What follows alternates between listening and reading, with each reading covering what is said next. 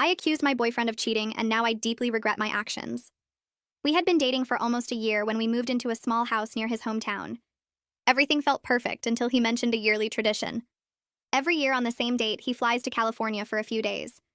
When I asked why, he got quiet and changed the subject by inviting me to come along. I had to work that week, so I said no. I knew he was a former Marine and had been stationed out there, so I figured it was just to visit old buddies or relive some memories. I didn't push it. Then something happened that made me spiral. A few days later, he was cooking dinner and left his phone charging in the living room where I was sitting. A text popped up from a name I didn't recognize. The screen was locked, but I'm ashamed to admit I had figured out his password weeks ago. It was the name of his favorite gun. Predictable. I know I shouldn't have looked, but I've been cheated on before. I trusted my ex with everything, and he destroyed me. So when I saw that text, my old wounds took over. The message said, "Don't forget, Maya's favorite beer is Buzz Light. Grab a few cases." My heart dropped. Who was Maya? Why was he buying her favorite beer for a trip he wouldn't explain to me? I closed the phone and pretended I saw nothing, but inside I was falling apart. I went to my work friends for advice, and all three of them said the same thing. He's taking another woman on a romantic getaway. He's cheating. My anxiety exploded. I couldn't eat. I couldn't sleep. I kept thinking about how I believed he was the one, and how could he betray me like this? I decided I wasn't going to cry alone. I was going to confront him and catch him in his lies. I came home early that day. He was in the backyard fixing a broken fence post. I called out and told him to come inside. He said he'd be there in a second. I told him to come now. I heard him drop everything and run in. He probably thought I was hurt because when he saw my face, he immediately asked what was wrong. I looked him straight in the eyes and said, "I know you're cheating on me." He froze. Then he actually laughed a little, like I was joking. When he saw my tears, his smile disappeared. He stepped toward me, trying to hold me, but I pushed him away. He looked so confused and hurt. He stepped back and quietly asked, "What made you think I'm cheating?" I told him I knew about Maya. I said I knew he was flying out to see her next week. He nodded slowly and said, "Yeah, I am." I broke. He just admitted it. I started sobbing harder, barely able to breathe. But then he reached into his wallet and pulled out an old photograph. He handed it to me and said, "That's Maya." The photo showed two Marines in full gear, arms around each other's shoulders, rifles in their free hands. One of them was my boyfriend, younger but unmistakable. The other was a woman. She had a wide smile and kind eyes. I had seen this picture before in a memorial post his friend shared online. Maya had taken her own life 3 years ago while they were deployed together. My boyfriend sat down across from me and explained everything. Every year on the anniversary of her death, he flies to California where her family lives. He visits her grave. He has dinner with her parents. He brings her favorite beer and they share stories about her. It's how they all cope. It's how they remember her. I felt like the worst person in the world. I had taken his grief and turned it into something ugly. I accused him of betrayal when he was honoring someone he lost. I started apologizing over and over, but he just sat there quietly for a long time. Then he looked at me and said, "I should have told you. I just don't like talking about it. It still hurts." He wasn't angry. He was sad, and that made it worse. We talked for hours that night. He told me about Maya, about the guilt he still carries, about how hard it is to open up. I told him about my past, about the men who broke my trust, about why I assumed the worst. We both cried. We both apologized. And somewhere in that mess, we got closer than we had ever been.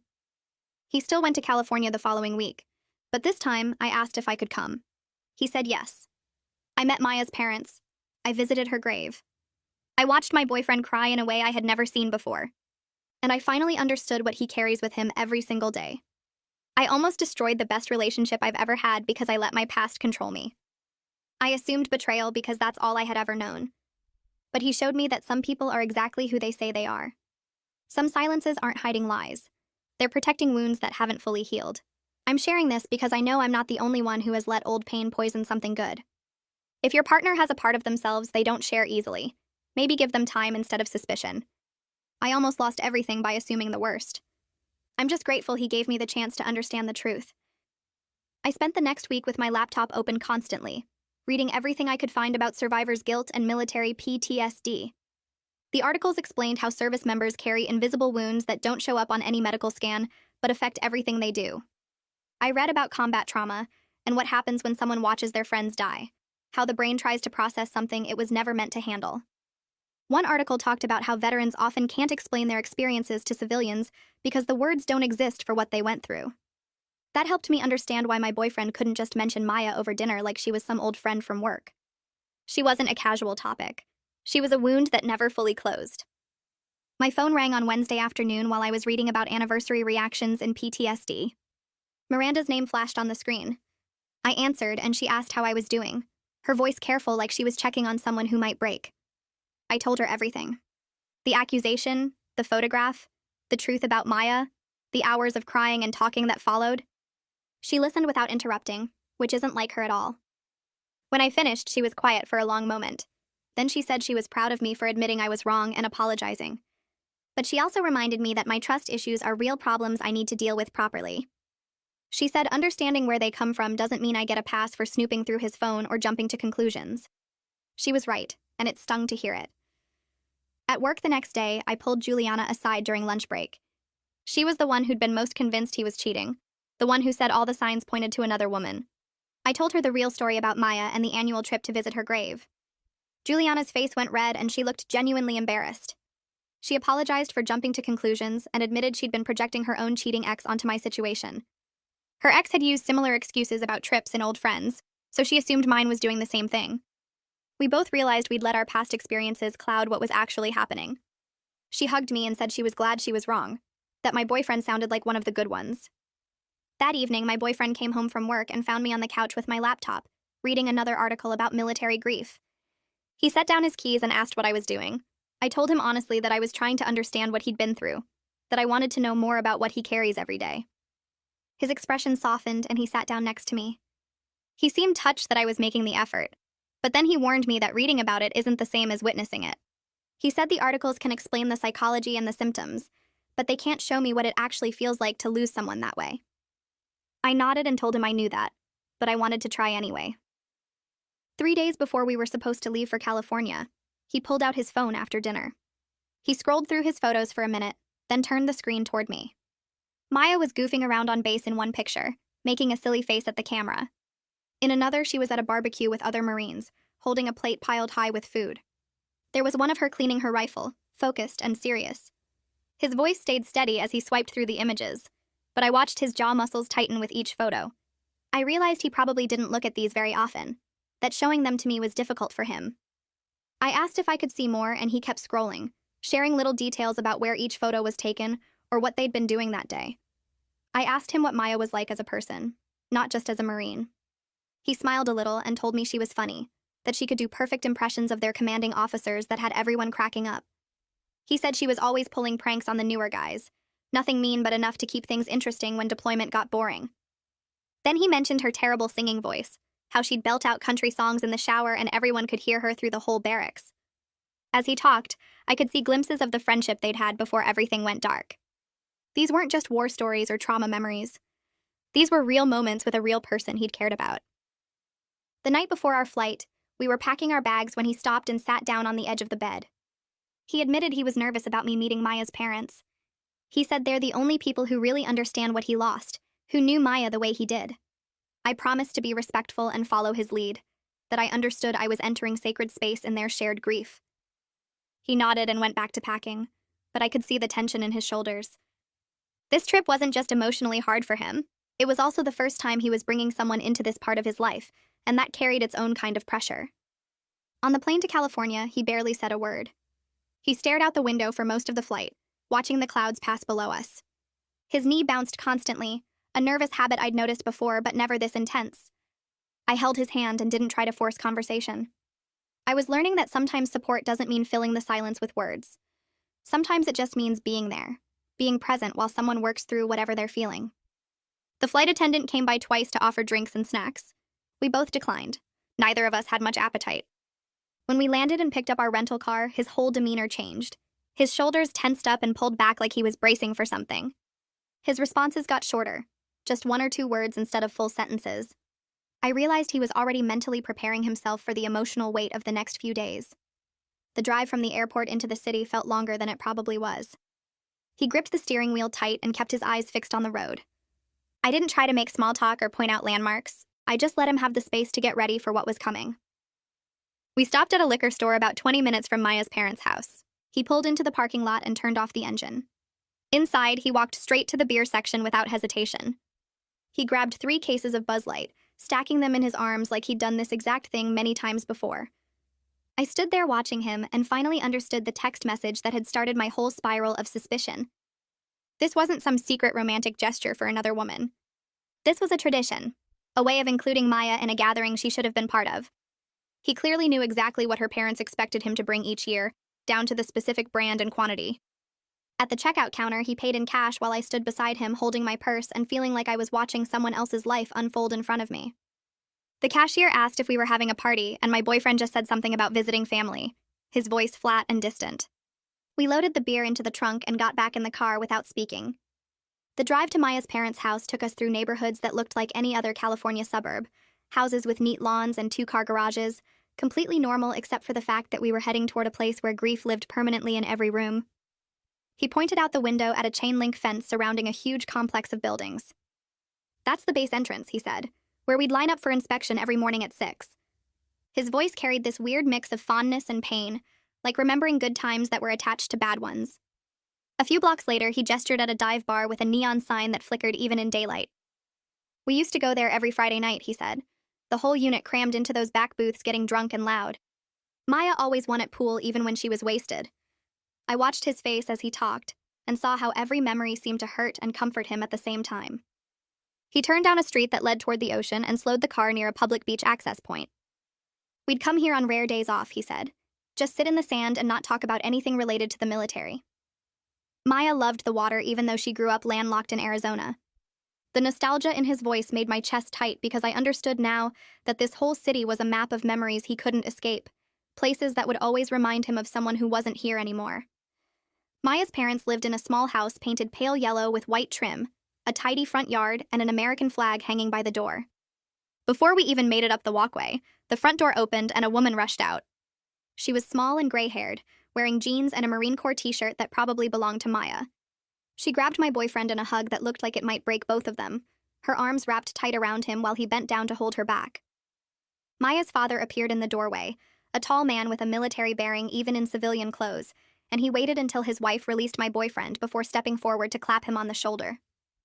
"Good to see you, son," he said, and the way he said son made it clear this wasn't just politeness, but something earned through years of shared grief. They both turned to me then, and I felt their eyes studying my face, trying to figure out exactly who I was and what I meant to their daughter's friend. Maya's mother smiled and introduced herself, shaking my hand with both of hers, her grip warm and firm. Maya's father nodded at me and said they were glad I could make it, his voice careful and measured like he was still deciding what he thought about my presence here. Inside their home, I understood immediately why my boyfriend had been nervous about bringing me. Photos of Maya covered every available surface, arranged on shelves and walls and side tables, a complete visual history of her life from infancy to the last pictures taken before she died. Baby Maya in a bathtub, toddler Maya on a tricycle, teenage Maya at prom in a blue dress, Maya in her dress blues at boot camp graduation, Maya in combat gear somewhere overseas. The house wasn't just decorated with her memory, it was built around it, every room a shrine to the daughter they'd lost. I felt the weight of their grief pressing down on me from all sides, making it hard to breathe normally. We sat in the living room and Maya's mother brought out iced tea while her father asked about our drive from the airport. My boyfriend answered in short sentences, his posture stiff and formal like he was reporting to a superior officer. I could see him struggling with something, some internal battle between wanting to be here and wanting to run away from how much it hurt. Dinner was pot roast and potatoes, comfort food that Maya's mother said was her daughter's favorite meal. We sat around a small dining table with an empty chair that nobody mentioned but everyone noticed. Maya's father asked my boyfriend about his job, about our house, about whether he was taking care of himself. My boyfriend answered honestly but kept everything brief, like he felt guilty for having a life to report on when Maya didn't. I sensed the weight of survivor's guilt in every word he spoke, the way he downplayed his own happiness as if joy was something he didn't deserve. Maya's mother turned her attention to me and asked how we met, what I did for work, the normal getting-to-know-you questions that felt completely surreal given where we were and why. I answered carefully, aware that I was evaluated not just as his girlfriend, but as someone he trusted enough to bring into this sacred annual ritual they all shared. I told them about my job, about our house, about how patient and kind he'd been with me even when I didn't deserve it. Maya's mother nodded along, and I could see her mentally checking boxes, deciding if I was good enough for the man who visited her daughter's grave every year. After dinner, Maya's father pulled out a bottle of whiskey and 2 glasses, gesturing for my boyfriend to follow him to the back porch. Through the kitchen window, I watched them sit in lawn chairs, their heads bent close together as they talked in voices too low for me to hear. 2 men bound by combat and loss, sharing something I'd never fully understand, no matter how many articles I read about military trauma or survivor's guilt. Their conversation looked heavy and important, the kind of talk that only happens between people who've seen the same darkness. Maya's mother and I cleaned up the kitchen together, loading the dishwasher and wiping down counters in comfortable silence. Then she said she was glad he finally brought someone with him, because she worried about him making this trip alone every year. Her kindness, despite her own devastating loss, made me feel physically sick about my accusations and suspicions, about how I'd turned his grief into evidence of betrayal. I apologized again for intruding on their family tradition, and she waved it off, saying that anyone he cared about enough to bring here was welcome in their home. We left around 9 and drove to our hotel in silence. He checked us in at the front desk while I stood beside him feeling exhausted from holding myself together for hours. In our room, he sat on the edge of the bed and started unlacing his shoes with shaking hands. I sat next to him and put my hand on his back, feeling the tension in his muscles. Then he broke. Deep, body-shaking sobs that seemed to come from somewhere primal and unreachable, a kind of crying I'd never witnessed from any person before. I wrapped my arms around him and held on while he fell apart, not trying to fix it or make it stop, finally understanding that some pain just needs to be felt and witnessed and survived. He cried for maybe 20 minutes, gasping for air between sobs, his whole body trembling against mine. When he could finally speak, he told me between ragged breaths that he felt guilty for being alive when Maya wasn't, guilty for finding happiness with me when she'd never have that chance. The survivor's guilt was so heavy and irrational and completely consuming, and I realized he'd been carrying this weight alone for 3 years, without letting anyone see how much it crushed him. He kept apologizing for crying, for bringing me here, for being a mess, and I kept telling him to stop apologizing for being human. Then he started talking about Maya in a way he never had before, explaining that she'd been struggling for months before she died. There were signs everyone missed or didn't take seriously enough, jokes about not wanting to be here anymore that people laughed off as dark humor. He blamed himself for not checking on her more, for not insisting she talk to someone, for not somehow preventing what felt inevitable in hindsight even though nobody could have known for sure. I told him everything. About the messages I found on my ex's phone that he swore were just work. About the way he made me feel crazy for months, saying I was paranoid and jealous when my gut knew something was wrong. I described coming home early one day and finding proof I couldn't deny anymore. The confrontation where he actually blamed me for pushing him into someone else's arms. My boyfriend listened without interrupting, his breathing steady in the darkness.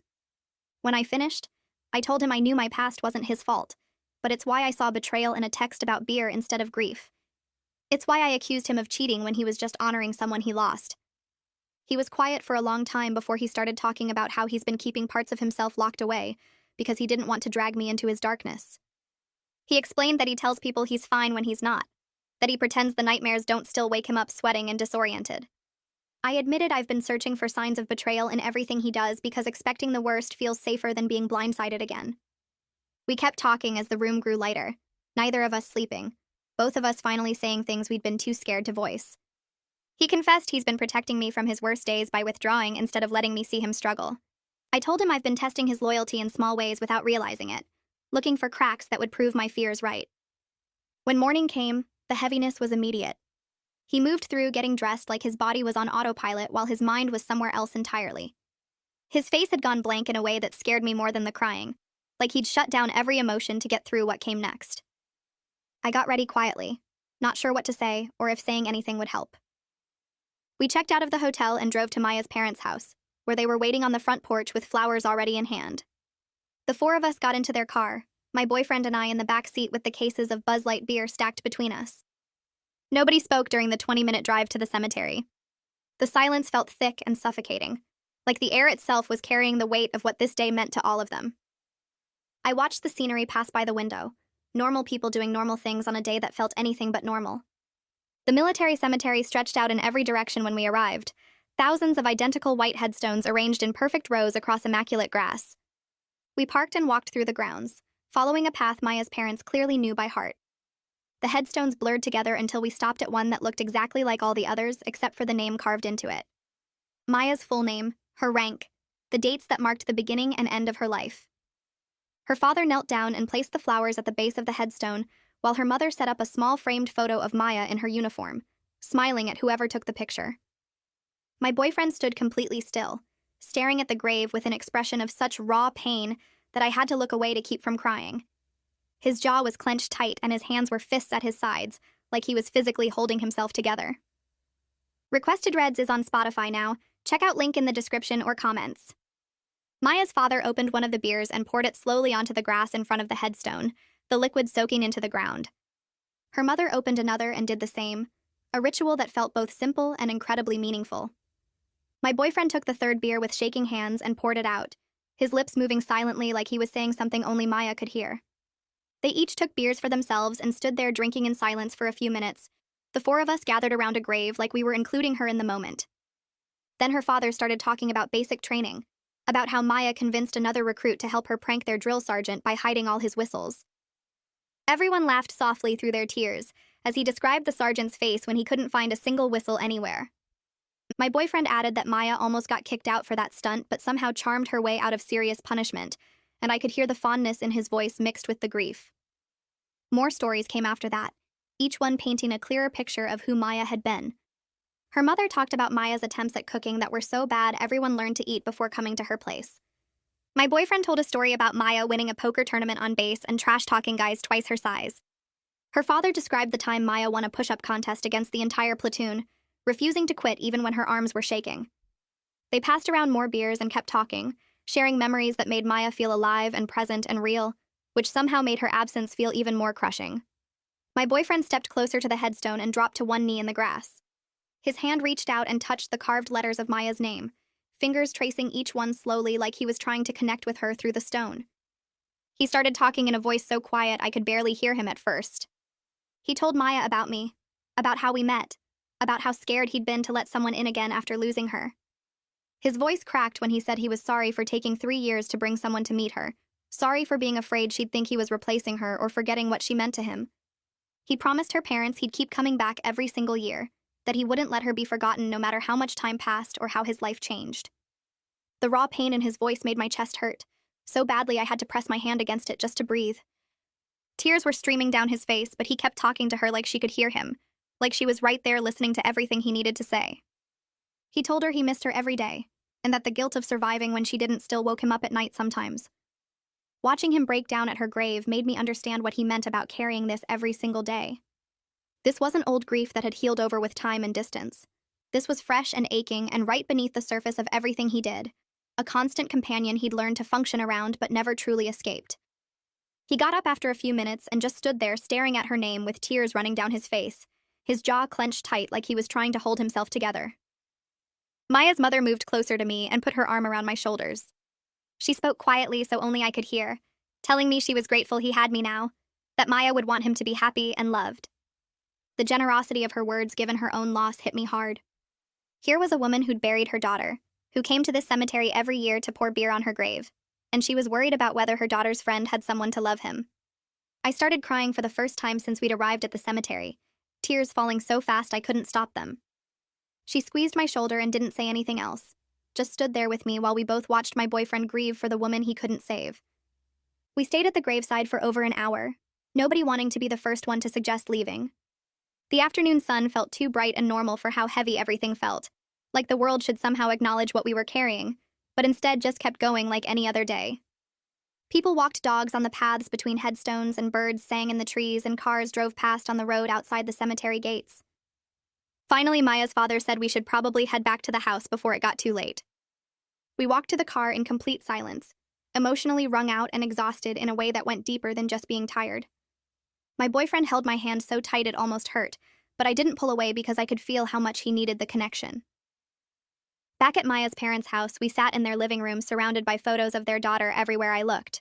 The walls were covered with pictures from every stage of her life, and the shelves held framed photos of her in uniform, with friends, at family gatherings. We shared more memories over sandwiches that Maya's mother had made, but nobody really ate. The conversation drifted between past and present, laughter and tears, following the natural rhythm of grief that doesn't follow any logical pattern. One minute, Maya's father was laughing about the time she convinced her entire unit to wear their uniforms backward for a group photo as a prank, and the next minute he was crying into his hands. My boyfriend told a story about Maya teaching herself guitar by watching videos online and how she'd play the same 3 chords over and over until everyone wanted to throw her guitar off the roof. Maya's mother laughed and said she still had that guitar in the closet, that she couldn't bring herself to get rid of it even though nobody played it anymore. Then Maya's father stood up and said he wanted to play something. He went to the closet and pulled out Maya's old guitar, the same one from all the stories. He sat back down and started playing a song, his voice rough but steady as he sang. My boyfriend closed his eyes listening, and I watched tears stream down his face that he didn't bother to wipe away. He was finally letting himself feel everything in front of people who understood, people who wouldn't judge him or tell him to move on, or ask why he wasn't over it yet. The song ended and nobody spoke for a while. As evening started to approach and the light through the windows turned golden, Maya's mother stood up and asked if she could talk to me privately. We went into the kitchen together and she turned to face me with tears in her eyes. She thanked me for coming, for supporting him through this, for being patient with his grief. She told me he'd been alone with this for too long, and she was relieved he'd finally trusted someone enough to share it. She said she could see how much he loved me, and that gave her hope he might actually heal someday, instead of just surviving. I didn't know what to say, so I just hugged her and we both cried in her kitchen while the men sat in the living room with Maya's memory all around them. Before we left for our hotel, I surprised everyone by asking if I could have a moment at Maya's grave alone. They all looked at me with confused expressions, but agreed. My boyfriend drove me back to the cemetery and waited in the car while I walked to her headstone by myself. The sun was setting now, and the cemetery was almost empty. I stood in front of Maya's grave and felt awkward at first, talking to someone I'd never met. But then I started speaking out loud even though I never knew her. I apologized for my jealousy and suspicion, for turning her memory into something ugly in my mind. I promised to take care of him, and to never make him feel guilty for grieving her, to understand that loving me doesn't mean forgetting her, or moving on from his pain. I told her headstone that I almost destroyed something good because I couldn't see past my own trauma. I explained that my ex had cheated on me and destroyed my ability to trust anyone, and when I saw her name in that text message, I let all my old wounds take over. I was grateful for the chance to understand the truth instead of losing him over my assumptions. I promised to honor her memory by being worthy of the trust he'd placed in me, by doing my own healing work so my past doesn't poison our future. I stood there for a few more minutes just looking at her name carved in stone, thinking about how she'd never get to fall in love or buy a house or grow old. Then I walked back to the car where my boyfriend was waiting. He drove us back to the hotel in silence, and I watched the California streets pass by outside the window. The sun had set completely now, and streetlights made everything look orange and strange. When we got to the parking lot, he turned off the engine but didn't move to get out of the car. He just sat there with his hands still on the steering wheel, staring straight ahead. I waited because I didn't know what to say after everything I'd just witnessed at the cemetery. Finally, he took a deep breath and opened his door. We walked across the parking lot to our room, and the whole time I could feel the weight of the day pressing down on both of us. Inside the hotel room, he sat on the edge of the bed and put his face in his hands. I sat down next to him and put my hand on his back. He leaned into me and wrapped his arms around my waist, holding me tight like I might disappear if he let go. He pulled back just enough to look at me, and his eyes were red and tired. He said he was grateful I came with him this year because he'd been making this trip alone for so long and it hurt every single time. He told me he'd been scared to let me see this side of him because most people don't know how to handle grief this big. They get uncomfortable, or they try to fix it, or they tell him he needs to move on already. He was afraid I'd think he was broken or too damaged to love properly. I told him I understood now why he couldn't just casually mention this over dinner. This wasn't something you bring up like talking about the weather or what you did last weekend. I said loving someone means seeing all of them, including the parts that hurt and the parts that are still healing. His grief didn't scare me anymore because I finally understood what it was and where it came from. We talked for hours that night about how we both needed to work on healing ourselves while also being there for each other. He admitted he goes to counseling through the VA, but he hasn't been totally honest with his therapist about how much he still struggles. He said he shows up to appointments and talks about surface-level stuff, but never really digs into the guilt he carries about surviving when Maya didn't. I asked him why he holds back in therapy, and he said it feels easier to just manage the pain than to actually work through it. I told him that wasn't fair to himself, and it wasn't really healing if he was just keeping everything locked down.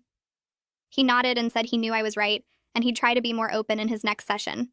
Then I took a breath and admitted I needed to find my own therapist to deal with my trust issues. I told him it wasn't fair to him or to me that I was still operating from a place of fear and suspicion because of what my ex did years ago. He said he supported that completely, and offered to help me find someone good. We made a promise to each other right there in that hotel room to be more honest about our triggers and our wounds.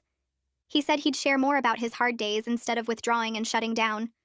I promised to voice my anxieties when they came up instead of letting them spiral into accusations and paranoia. The next morning, we checked out of the hotel and drove to the airport. The flight home felt completely different from the flight there. We were both exhausted and didn't talk much, but there was something new between us now. We'd seen each other's deepest wounds and messiest parts, and we'd both chosen to stay. We'd chosen to work on healing together while also doing our own individual work. When we landed and drove back to our house, I felt like I was seeing everything with new eyes. I noticed things I'd walked past 100 times before but never really paid attention to. In his closet, there was a Marine Corps flag folded in a perfect triangle sitting on the top shelf. On his dresser was a challenge coin that I'd always thought was just some random keepsake. The way he organized his space with everything in its exact place wasn't just him being neat. It was military precision drilled into him from years of service. These weren't just quirks anymore, but pieces of an identity shaped by experiences I'd never fully understand.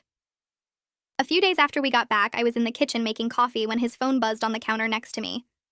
I felt that old familiar urge rise up in my chest to grab it and check who was texting him.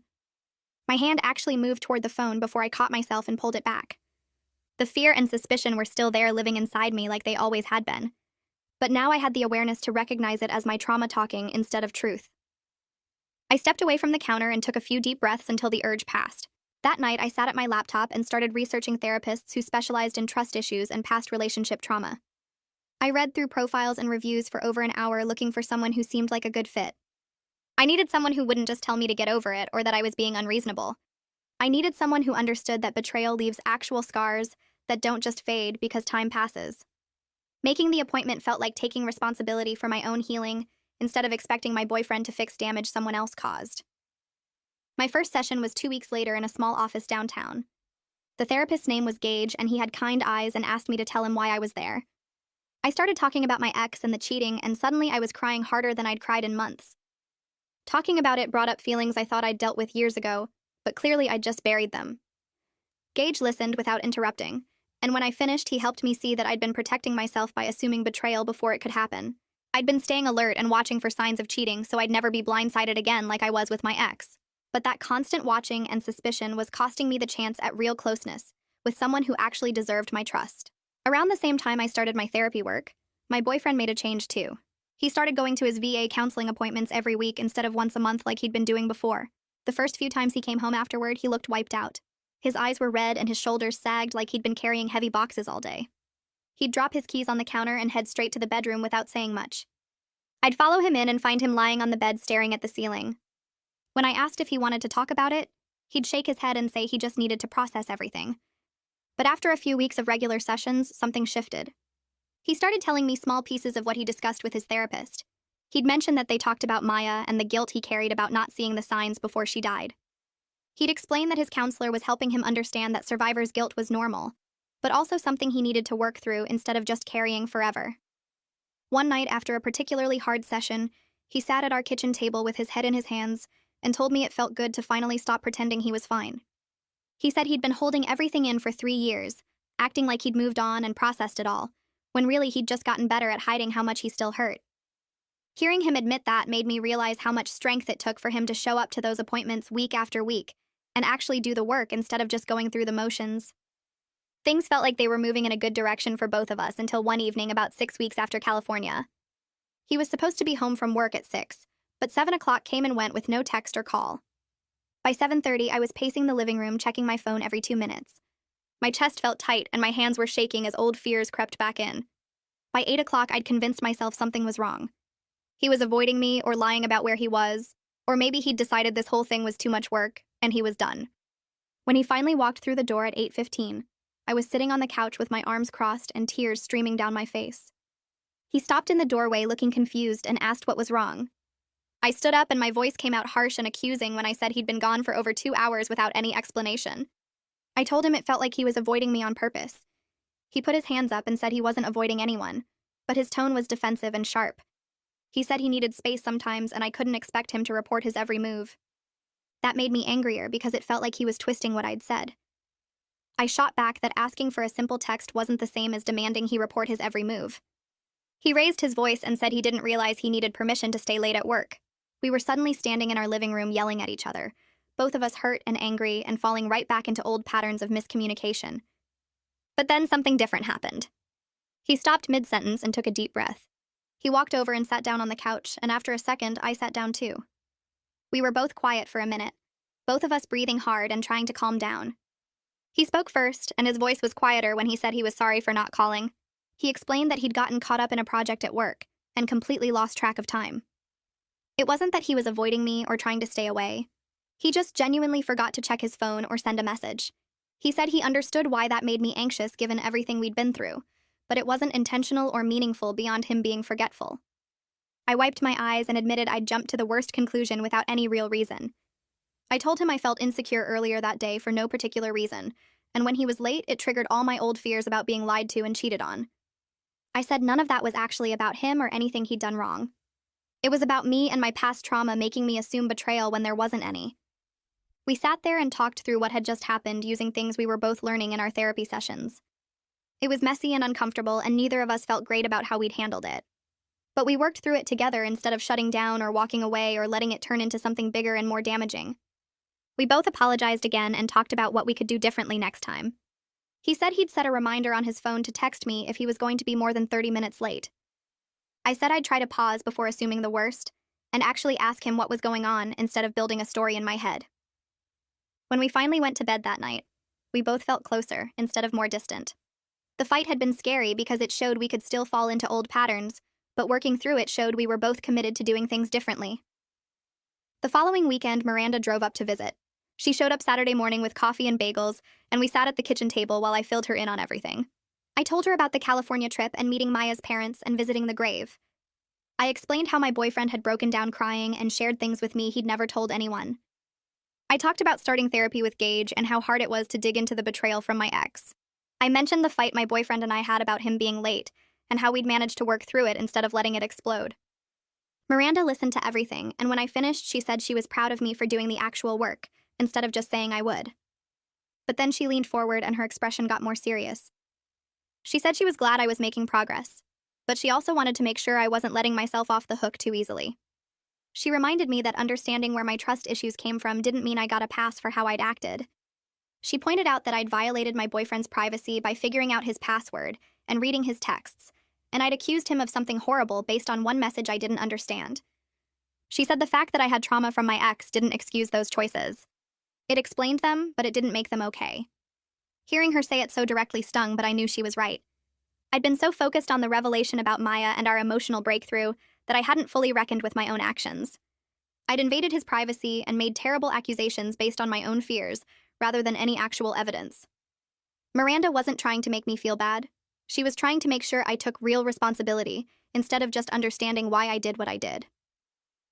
A few days after Miranda left, my boyfriend brought up the idea of me meeting Luca.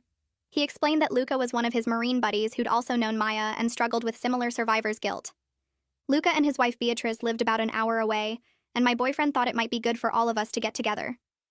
He said hearing Luca talk openly about his therapy and PTSD might make him feel less alone in his own struggles.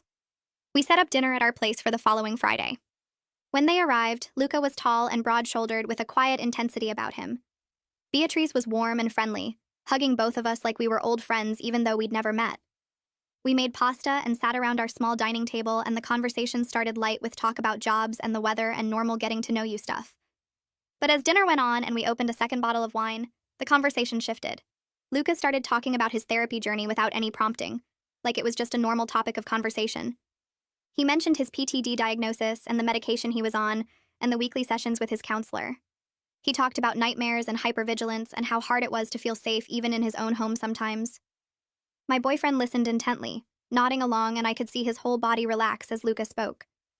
When Luca mentioned the guilt he carried about Marines who didn't make it home, my boyfriend jumped in and said he felt the exact same way about Maya. The two of them talked back and forth about survivor's guilt and the irrational feeling that they should have been able to prevent deaths that weren't their fault or responsibility. Watching them share this openly made me realize how isolated my boyfriend must have felt, carrying all of this alone for so long. After dinner, Beatrice asked if I wanted to help her with dessert in the kitchen. Once we were alone, she turned to me and her expression became more serious. She told me that supporting a partner with combat trauma was hard work that required a lot of patience and clear boundaries. She was honest about the challenges in a way that felt both helpful and slightly scary. She talked about the nightmares Luca had where he'd wake up yelling or crying or not knowing where he was. She mentioned the times he'd withdraw emotionally and shut down for days, unable to talk about what he was feeling. She explained how anniversary reactions worked, how certain dates or sounds or smells could trigger him back to traumatic moments without warning. She said there were times she felt like she was walking on eggshells, trying to be supportive while also protecting her own mental health. But then her expression softened, and she said that despite all the challenges, the depth of connection possible when both people committed to healing was unlike anything she'd experienced in previous relationships.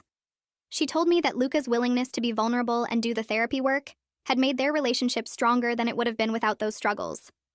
She said the key was both of them doing their own individual work, while also supporting each other, maintaining boundaries so his trauma didn't become her trauma. Her honesty was refreshing and a little overwhelming, but it helped me understand what I might be signing up for long-term with my boyfriend. The next week in therapy, Gage and I worked through specific memories of my ex's betrayal. He had me describe the timeline of events leading up to discovering the cheating, and as I talked through it, I started to see patterns I hadn't noticed before. My ex had been distant and secretive for months before I found proof, but when I'd asked him about it, he'd made me feel crazy for being suspicious. He'd accused me of being paranoid and controlling, turning my legitimate concerns back on me until I doubted my own instincts. Gage helped me understand that my ex had been gaslighting me, making me question my own perception of reality so I wouldn't trust what I was seeing. That betrayal of my trust and my sense of reality had damaged me even more than the actual cheating. It explained why I'd been so quick to doubt myself with my current boyfriend, why I'd felt like I needed concrete proof before trusting my gut. But Gage also helped me see that my current boyfriend was nothing like my ex. When I'd confronted him about Maya, he hadn't tried to make me feel crazy or turn it back on me. He'd been sad and hurt, but he'd explained everything honestly. He'd shown me the photo and told me the truth even though it was painful to talk about. Gage gave me concrete tools to use when anxiety spiked, like pausing to ask myself what evidence I actually had before jumping to conclusions. He taught me to identify the physical sensations of anxiety in my body, so I could recognize when my trauma was triggered versus when I was responding to actual present danger. Having these specific techniques made me feel less helpless against my own fears. My boyfriend and I started doing weekly check-ins on Sunday evenings. We'd sit on the couch with tea and take turns sharing how we were doing emotionally, what we were struggling with, and what we needed from each other. The first few times felt awkward and forced, like we were reading from a script. But after a few weeks, it became a space I actually looked forward to. He'd tell me about hard moments at work, or things that came up in his VA counseling, and I'd share what I was working on with Gage, or times I'd felt anxious during the week. We'd talk about what we needed from each other, like him asking for space on certain evenings, or me asking for extra reassurance when I was feeling insecure. The check-ins helped us address small issues before they became big problems, and they created a regular space for vulnerability that didn't require a crisis to happen first. It felt like we were building new patterns of communication that were healthier than anything either of us had experienced in past relationships. Then during a session with Gage about 2 months into therapy, I had a breakthrough that shifted something fundamental in how I saw myself. We were talking about my ex's cheating again, and Gage asked me why I thought he'd done it. I started to give my usual answer about not being enough or not meeting his needs, but Gage stopped me. He asked me to think about it differently. He said my ex had made a choice to cheat, and that choice reflected his character and values, not my worth as a partner. He pointed out that plenty of people have unmet needs in relationships, and they don't cheat. They communicate or go to therapy or end the relationship honestly. My ex had chosen deception and betrayal because that's who he was, not because I was insufficient or unlovable. Hearing Gage say it so plainly made something click in my brain. I'd been carrying this belief for years that I needed to be perfect and hypervigilant to prevent future betrayal. Like if I could just be enough and watch carefully enough, I could control whether someone cheated on me. But that belief gave my ex's choices power over my entire sense of self. It made his betrayal about my inadequacy instead of his character. Realizing that his cheating wasn't about me being insufficient or unlovable started to loosen the grip of the fear that had been controlling me. I couldn't prevent betrayal by being perfect or watching carefully. I could only choose partners with integrity and trust myself to recognize red flags.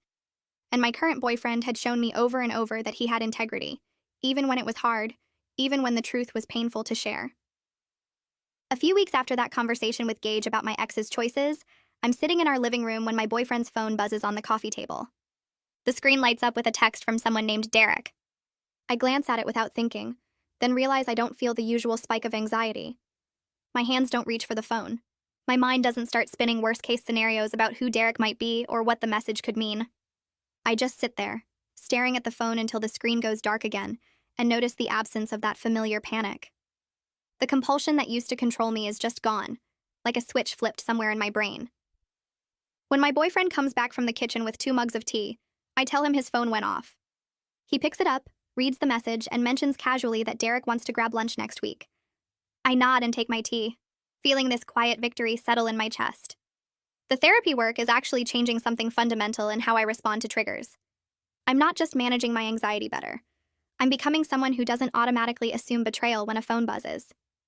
That weekend, we're sitting at the kitchen table with our laptops, looking at flights for next year's California trip. He scrolls through dates and prices while I pretend to work on emails, but really I'm just watching him. His face is relaxed in a way it never is when he talks about Maya or the anniversary. He finds a good fare and adds it to his cart, then looks up at me with this expression I can't quite read. He asks if I'd be comfortable staying with Maya's parents instead of getting a hotel this time. The question catches me off guard. I know what he's really asking. He wants to bring me deeper into this tradition, to make me part of the annual ritual instead of just an observer. Maya's parents have their own guest room and they've mentioned it before, but he's always declined. Now he's ready to say yes, which means he's ready to integrate me fully into this piece of his life that used to be separate. I tell him I'd love that, and I mean it. The fact that he's making space for me in the painful parts, not just the easy ones, feels like something important shifting between us. He reaches across the table and squeezes my hand, then goes back to booking the flights like it's no big deal, but I can see the relief in his shoulders. A few days later, he comes home from his VA counseling session and sits down on the couch next to me. He's quiet for a minute, staring at his hands. Then he tells me his therapist said something that's been rattling around in his head all afternoon. She helped him see that honoring Maya's memory doesn't require him to stay frozen in grief. That Maya would want him to heal and be happy, not spend the rest of his life carrying guilt like a weight he can never put down. He says it out loud like he's testing the words, seeing if they feel true. He's starting to forgive himself for surviving when she didn't, recognizing that his guilt doesn't actually honor her or help anyone. It just keeps him stuck in the worst moment of his life, reliving it every day. I watch his face as he talks and see something different there. Not the absence of pain, but maybe the beginning of acceptance that the pain doesn't have to define everything. He tells me he's been so afraid of moving forward because it felt like forgetting her, like her death would matter less if he stopped hurting so much. But his therapist asked him what Maya would say if she could see him now, and he knows she'd tell him to stop punishing himself. She'd want him to live, not just exist. That night after he falls asleep, I sit at the kitchen table with a blank piece of paper and start writing a letter to my ex. I pour out everything I've been carrying for years. The anger at his lies and betrayal, the hurt of being made to feel like I wasn't enough, the damage he did to my ability to trust anyone after him. I write about how he gaslit me when I questioned him, made me feel crazy for my suspicions even though my instincts were right. I tell him about the years I spent assuming every man would eventually do what he did, how his choices poisoned every relationship I tried to have after him. The words come out messy and raw, my handwriting getting harder to read as emotions take over. I fill 3 pages front and back, not editing or censoring, just letting it all spill onto the paper. When I finally finish, my hand is cramping and my face is wet with tears I didn't realize I was crying. I read through what I wrote once, then take the pages outside to the fire pit in our backyard. I light them with a match and watch the paper curl and blacken, the words disappearing into ash and smoke. The flames eat through my anger and hurt, destroying the power I've been giving him for so long. It feels like releasing something I've been holding too tight for too long. When the last piece burns away, I go back inside and wash my face, feeling lighter than I have in years. 6 months after the California trip, we're both in different places than we were. He's managing his PTSD with regular therapy and medication that actually helps with the nightmares and anxiety. I'm rebuilding my ability to trust through consistent work with Gage, learning to recognize when my past trauma is talking versus when something is actually wrong. We still have hard days where his grief hits him out of nowhere, or my insecurities flare up over nothing. We still have triggers that catch us off guard, moments where we slip back into old patterns of shutting down or assuming the worst. But now we face those moments together with honesty and compassion, instead of fear and suspicion. When he has a bad night, he tells me instead of withdrawing. When I feel anxious about something, I voice it instead of letting it spiral into accusations. We're building something real on a foundation of shared vulnerability and mutual healing, both of us doing our individual work while also supporting each other. It's not perfect or easy, but it's honest. And after everything we've been through, honest feels like more than enough. All right, that's all I've got today. Thanks for letting me share this little moment with you. I hope it sits with you in a good way.